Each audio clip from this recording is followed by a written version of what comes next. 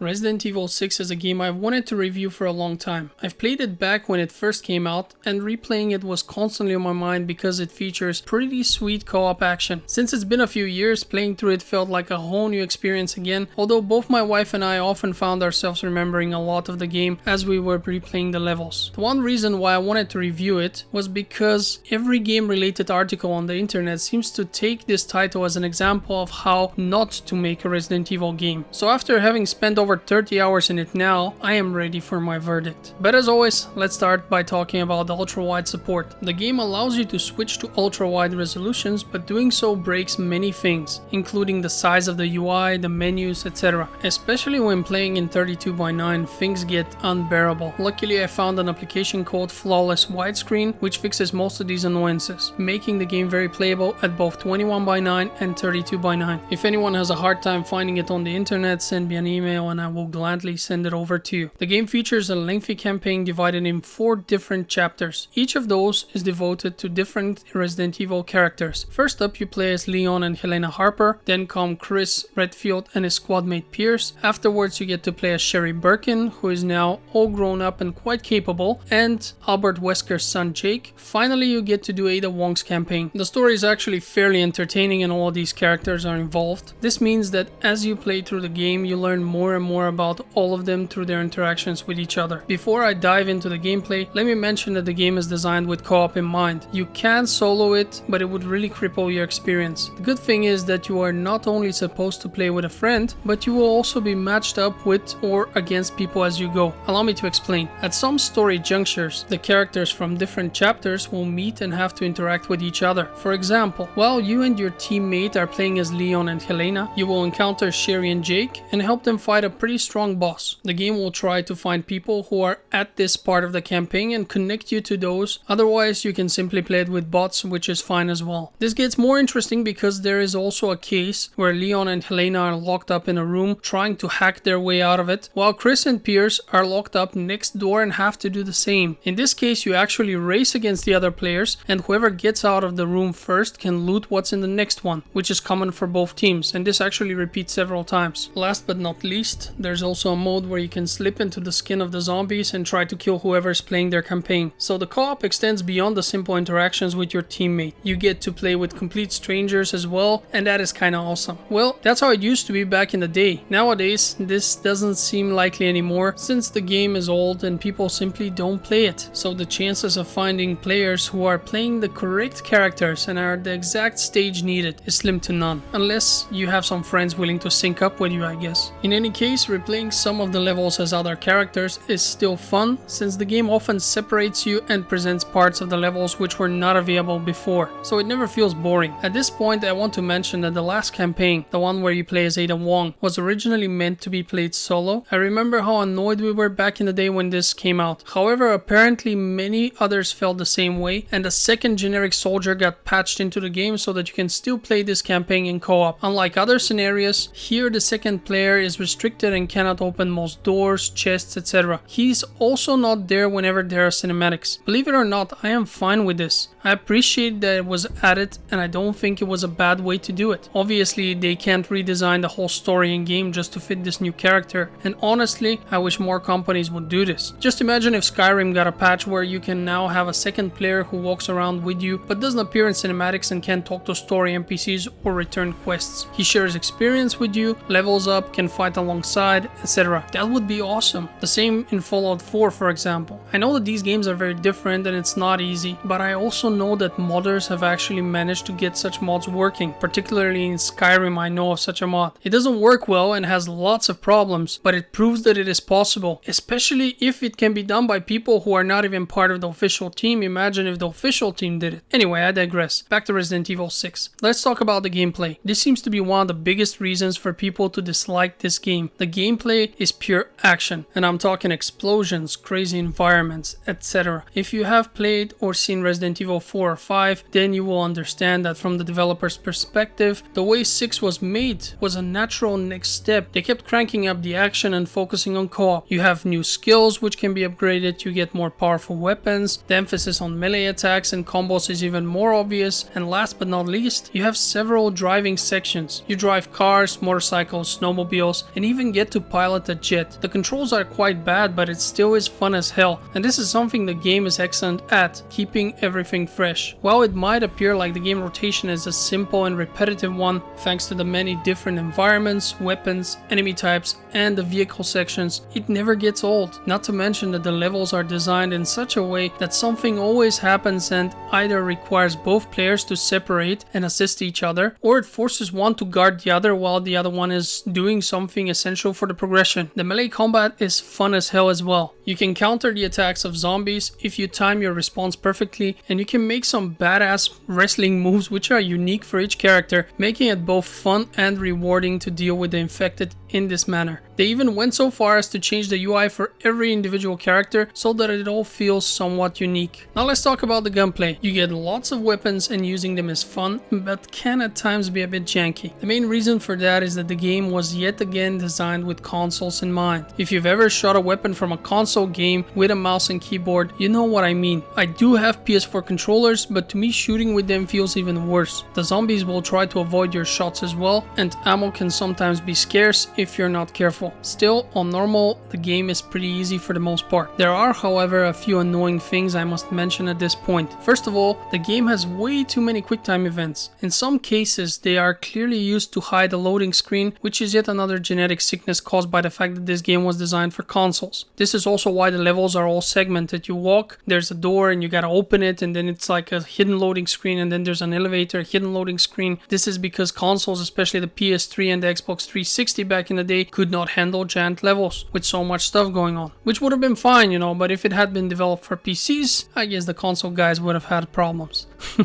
Which in my opinion would have been better, but that's yet another story. Another thing I really dislike is the fact that the game will at times focus your camera on something, blocking your view of everything else. The bad camera can at times also be the reason why you will get hurt or even killed. I was wondering if I'm playing Dark Souls sometimes. A great example for that are the sections where you are supposed to run from a strong enemy. The camera will usually change its position from time to time, but since movement is camera relative, pressing forward now suddenly makes your character go back and turn around, which led to a game over screen more often than I want to admit. Something that annoyed me at times was the fact that the game wants to provide a very cinematic experience, and in doing so can at times become annoying. One player might be looting while another makes a step forward and triggers something. I've mentioned how the levels are varied. You will fight in graveyards, in a blizzard, in a fiery inferno, in sewers, in cities, in war zones, and many more. They really went all out, and it's definitely appreciated. All the levels had their own thing going on and were fun to play through. I want to return to the story and mention a few things that annoyed me quite a bit. On several occasions, very experienced characters act around zombies as though they have no idea what they are. Leon and Chris have both fought the zombies many times and know there is no reasoning once someone is infected, yet try to reason with zombies on multiple occasions, which is just idiotic.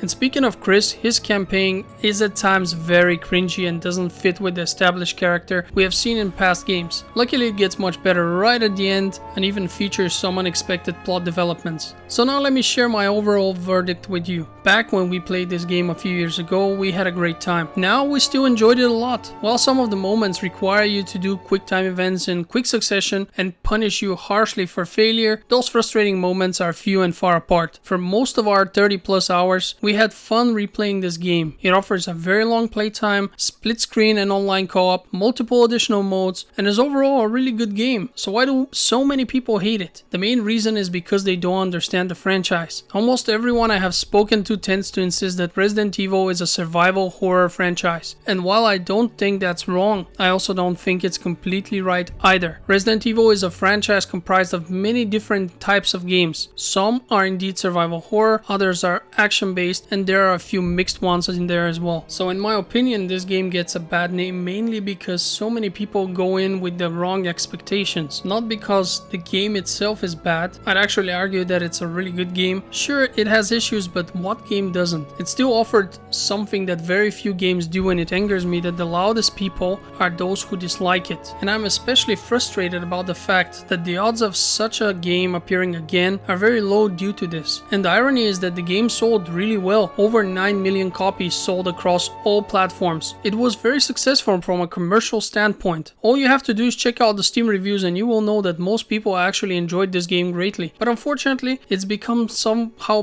popular and a meme to bash this game. Here's a good example. A friend of mine was asking me if I'm playing any specific game for reviews out of curiosity, and I told him I'm playing Resident Evil 6. His response was, "Why are you wasting your time playing this stupid game?" The irony was that once I told him my thoughts of the game and how I considered it to be actually a pretty good game, his response changed to, maybe I should give it a try then. So as you can see, people who have not played this game at all have heard someone say it's bad and they keep spreading it as well. In conclusion, should you play Resident Evil 6? The answer is a yes with reservations. Know that this is an action game. You will not be scared. Instead, you will have the feeling that the enemy should be. You will be popping heads with guns, fists, kicks and vehicles while surrounded by bombastic explosions, multi-stage boss fights, and the story will be cringy more often than not. There will be lots of quick time events and almost no puzzles, and the ones that are there, puzzles, are super simple. So if you and at least one other person like what you've seen here, go ahead and give this one a chance. And due to the split screen option, you can even save a few bucks since you don't have to actually buy 2 copies, although the split screen is not nearly as good as everyone having their own monitor. We've come to the end of this review. Before you go, I'd like to direct your attention to the Patreon link in the description of this video, where I publish links to all the free games I find. Those posts are public, so there's no need to donate anything. Anyone can see them. Of course, if you do find it in your heart to want to support my channel with a small donation, you're more than welcome to do so. In any case, thanks for watching and have a great day.